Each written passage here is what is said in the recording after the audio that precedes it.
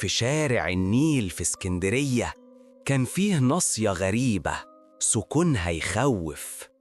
هناك عمارة قديمة من 5 أدوار، بس الدور الخامس محدش قادر يعيش فيه.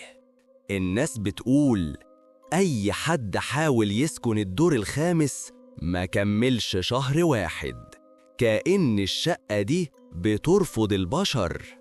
يحيى شاب في كلية هندسة، مغامر وبيعشق التصوير.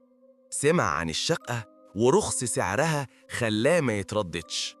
قرر يسكن فيها رغم كل التحذيرات. أول ليلة دخل يحيى الشقة وهو متحمس. الشقة واسعة بس التراب مغطي كل حاجة، والريحة خانقة كأنها متقفلة من سنين. اللي لفت نظره لوحة كبيرة في الصالة، طفل صغير قاعد في جنينة مهجورة وبيعيط. ورا الشجر خيال واقف بيراقبه. يحيى حس بضيق بس طنش وقال لوحة وخلاص. في نص الليل وهو بيرتب أوضته حس ببرودة غريبة ماشية في ظهره، وسمع صوت خربشة جاي من الحيطة.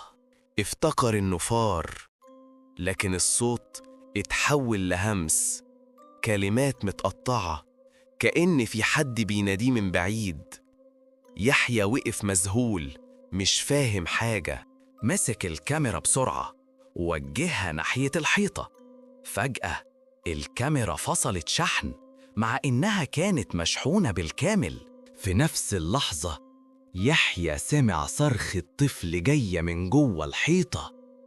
الطفل اللي في اللوحة هو نفسه اللي صوته بيتسمع دلوقتي. الأسبوع الأول عدى والأحداث الغريبة كترت. كل يوم بالليل خبط على الباب، ولما يحيى يفتحه ما يلاقيش حد. مرة صحي من النوم لقى اللوحة متغيرة.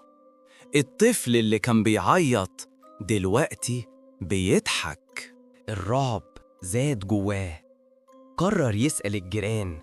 لقى عم علي راجل عجوز ساكن في الدور الأرضي، وحكاله القصة المرعبة للشقة.